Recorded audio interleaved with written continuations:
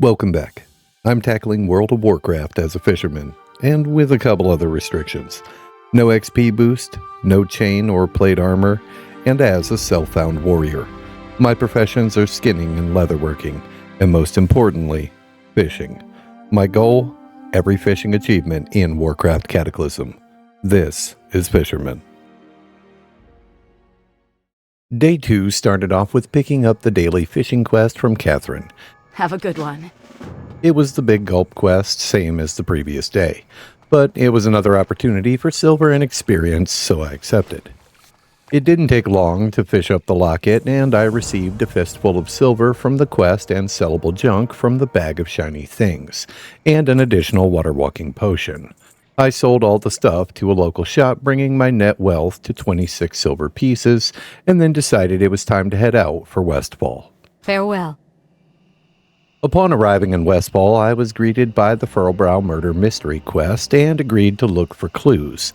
But that's not why I wanted to come to Westfall. I was interested in getting a line in the water along the longshore coast.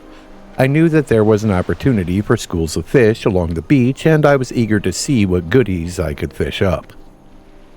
I was quick to dispatch the murlocs that were guarding the nearby Firefin Snapper School and got my line cast. And I got the Old Gnome and the Sea achievement for fishing in the fishing pool for the first time.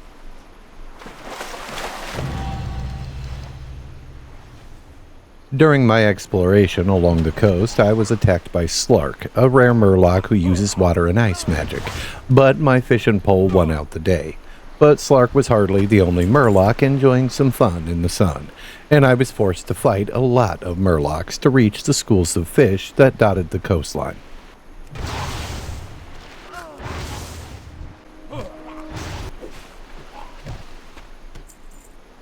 The schools of fish also occasionally allow me to fish up watertight containers that had an assortment of goodies within them.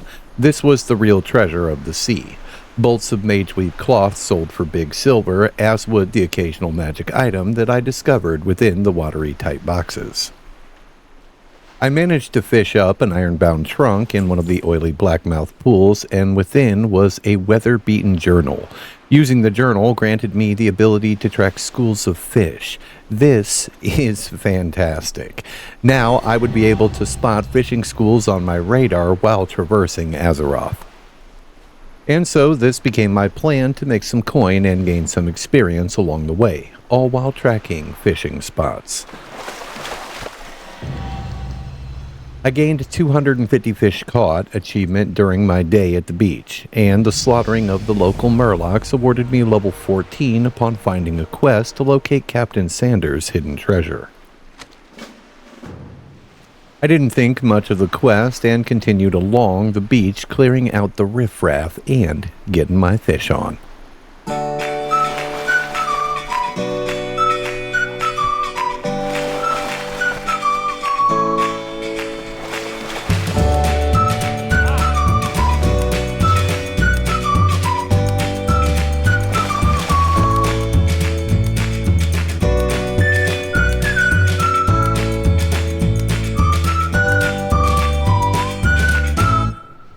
Eventually, I arrived at the lighthouse and spoke with the ghost of Captain Grayson. He offered a few quests, but for now, the only one I accepted was to dispatch the murloc known as Old Murkeye. Mostly because I hate murlocs.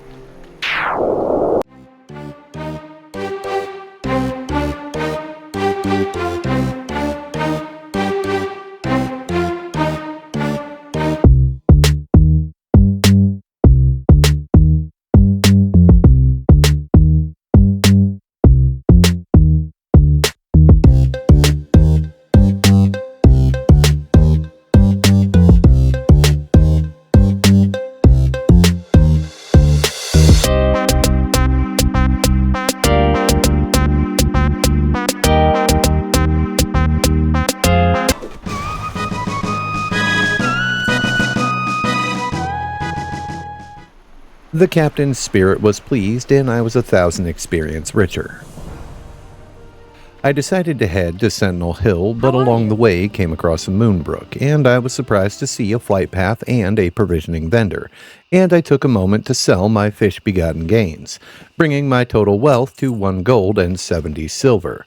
I had also found a fisherman knife amongst the watertight sealed containers, but wasn't sure if I wanted to allow it as an exception to my challenge. On one side, it does fit the theme of the series. On the other, how far could I go with just fighting with a fishing pole? Maybe I'll do a poll and see what you guys think concerning fisherman-themed weapons and armor. For now, I simply kept the knife in my inventory and moved on. Go with honor, friend. Sentinel Hill was under siege by gnolls, and I was forced to fight my way inside.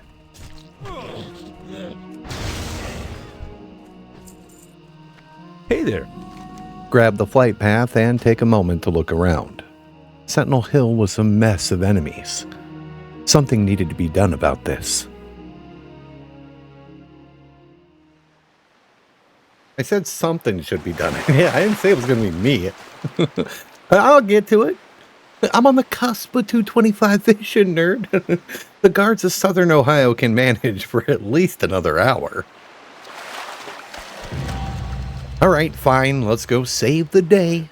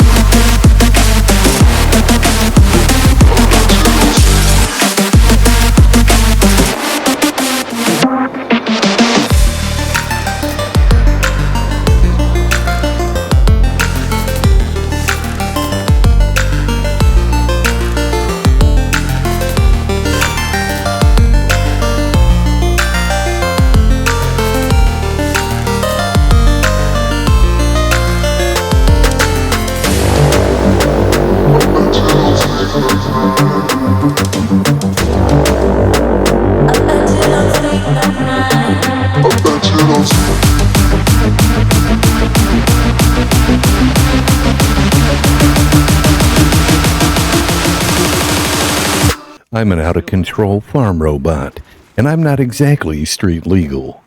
And if you don't have the right car insurance, this could wreck your budget. So get Allstate and protect yourself from mayhem. Like me.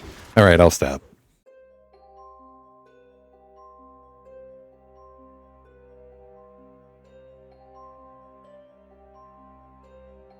After preparing for many long months, Kel'Thuzad and his cult of the damned finally struck the first blow by releasing the plague of undeath upon Lordaeron. Uther and his fellow paladins investigated the infected regions in hopes of finding a way to stop the plague. Despite their efforts, the plague continued to spread and threatened to tear the Alliance apart. As the ranks of the undead swept across Lordaeron, Taranas's only son, Prince Arthas, took up the fight against the Scourge. Arthas succeeded in killing Kel'Thuzad, but even so, the undead ranks swelled with every soldier that fell defending the land.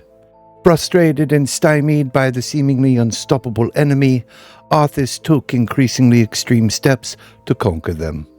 Finally, Arthas's comrades warned him that he was losing hold of his own humanity. Arthas's fear and resolve proved to be his ultimate undoing. He tracked the plague's source to Northrend, intending to end its threat forever. Instead, Prince Arthas eventually fell prey to the Lich King's tremendous power. Believing that it would save his people, Arthas took up the cursed runeblade Frostmourne. Though the sword did grant him unfathomable power, it also stole his soul and transformed him into the greatest of the Lich King's Death Knights. With his soul cast aside and his sanity shattered, Arthas led the scourge against his own kingdom.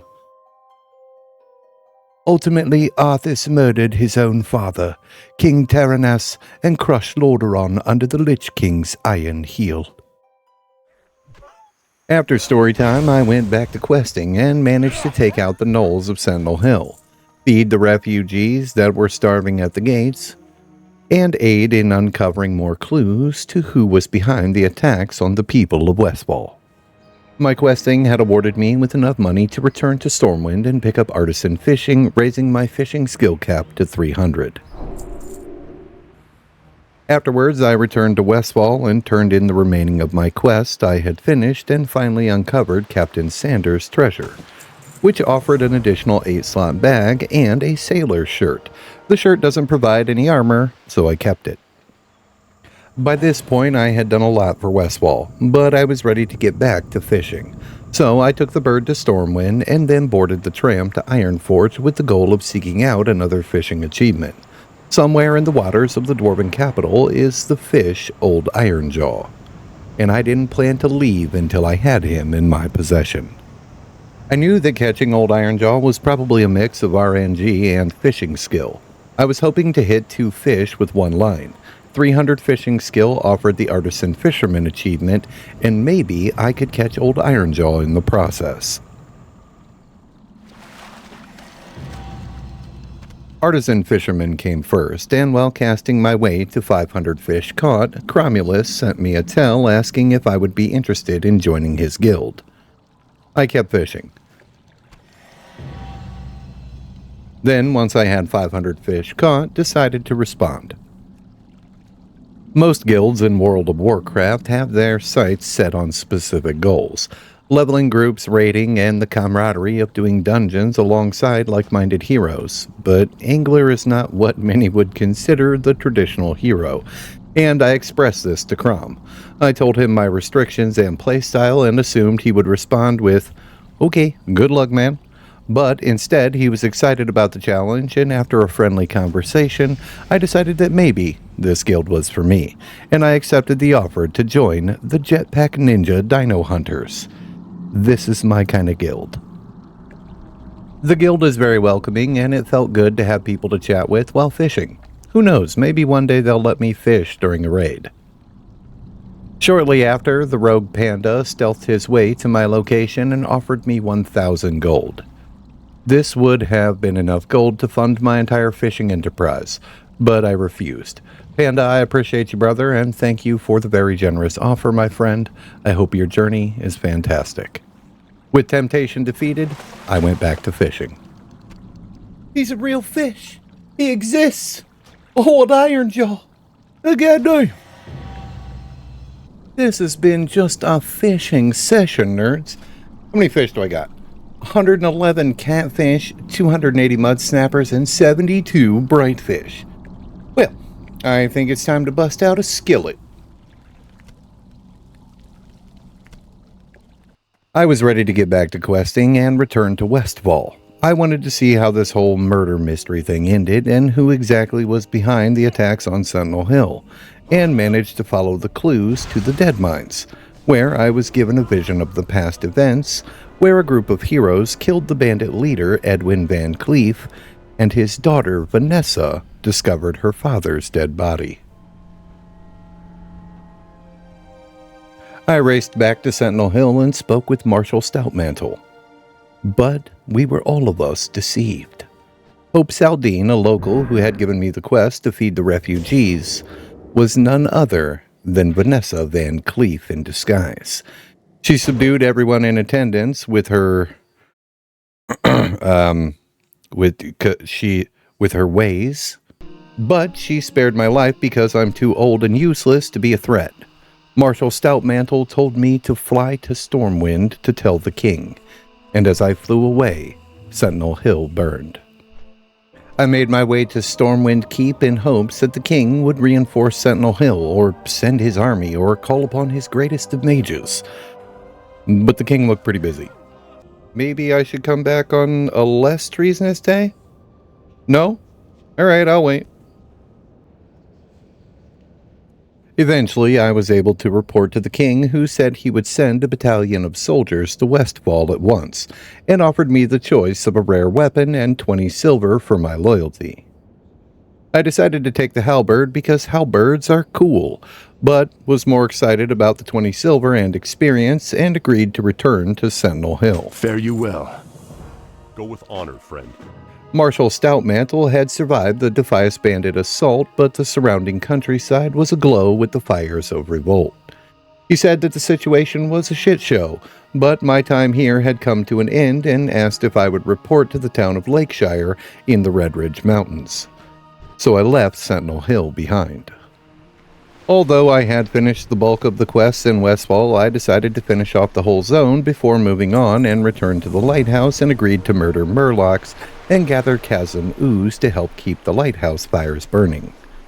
I like killing murlocs, so this went pretty fast, and the chasm ooze was no real task at level 18. South of Longshore turns into the wilderness of Stranglethorn.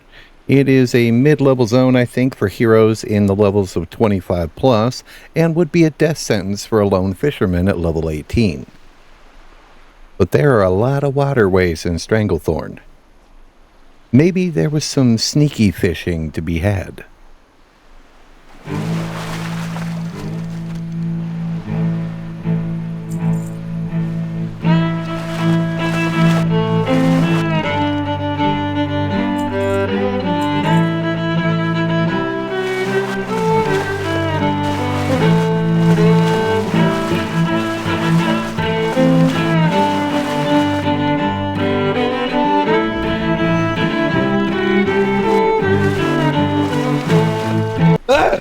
Help me, Jesus! Help me, Jewish God! Help me, Allah!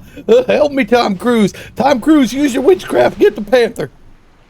This had been worth the risk. I managed to find a 14-slot trollhide bag out of the mithril trunk, and after selling the rest of the junk, I was up to 2 gold and 45 silver, and decided to take my haul to market and sell my oily blackmouth and firefin snappers on the auction house.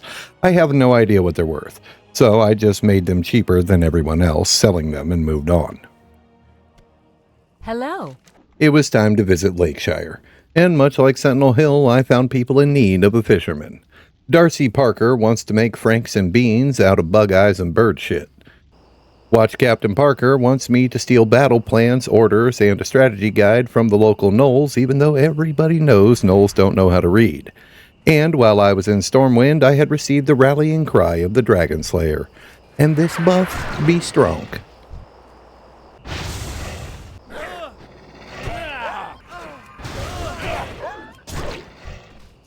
That ability isn't ready yet. Light bless you. Lakeshire itself is also quite the fishing hub. Lake Everstill is dotted with floating debris and sagefish schools. The town itself squats on the lakeside, nestled quaintly off the main road, and within are local fishermen and the common folk of the Alliance. There are an assortment of small venues and shops for the wayward traveler, and a large dock suitable for any would-be fisherman. At the center of town resides the town hall, a workplace for Magistrate Solomon, who I had been requested to speak with. Well, shit, what in the Department of Motor Vehicles is going on? What is this line? God damn. Excuse me. Sorry. Very sorry. Nice day for fishing, ain't it? Pardon me. Please excuse. Oh, fuck it. Greetings. I managed to have a chat with the magistrate and delivered my letter, and he wanted me to recover a gnomer quarter that had been stolen from the town by gnolls. The bailiff is a fellow Murloc hater and wanted me to clean up the lake via natural selection and kill 10 Murlocs. I planned to go fishing there anyway, so I agreed. Have a good one. Out on the docks, having themselves a little fishing, was Sean and Nida. Nida lost her necklace in the water, and they were trying to fish it out and asked if I would brave the waters to find her necklace. I agreed because it rewards experience to say yes. It didn't take me long to find the necklace buried in a mud pile at the bottom of the lake and return it to Nida for some easy experience. Then it was off to rid the waters of those pesky Murlocs Rome style. Farewell. Once back in town, I met with Marty Jane Rose, who asked if I would kill the local nuisance Bellygrub, a massive boar who keeps raiding her garden. I've done this quest in Classic.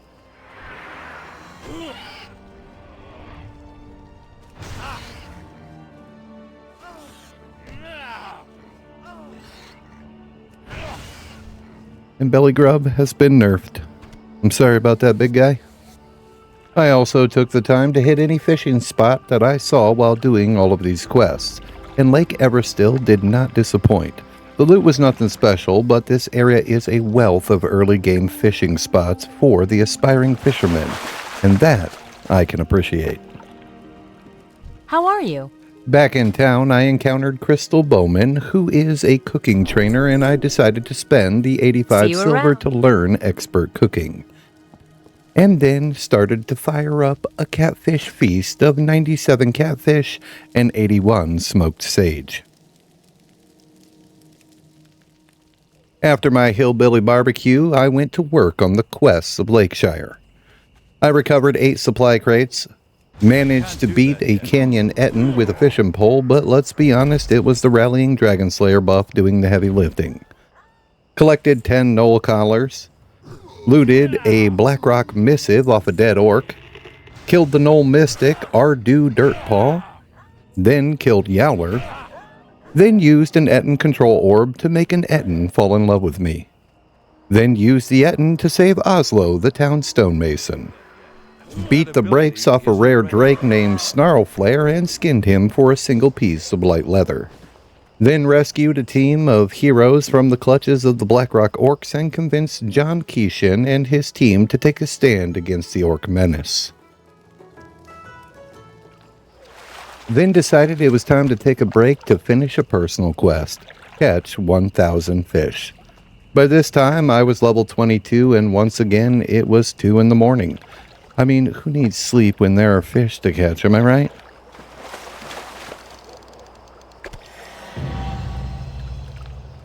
Regardless, this had been a fantastic day for the wayward fishermen. Hey nerds, thank you for watching. I hope that you are enjoying the journey as much as I am. I have to be honest, this is the most fun that I have had in World of Warcraft so far. And I think that this series has crept in and stole my undivided attention. I still plan on playing the other characters and creating videos about them, but I want to see this challenge through to the end, and I hope that doesn't disappoint anyone. Thank you to my channel members for being absolute units, and if you made it to the end of this video and found that like and subscribe button, I appreciate you. Real life is that MMORPG grind, friends. The dailies suck sometimes, the quests have shit rewards, and the journey isn't always a fun one. Take the time to drink in the quiet moments, friend. Keep your companions close and take care of your main character out there. Until next time, goodbye.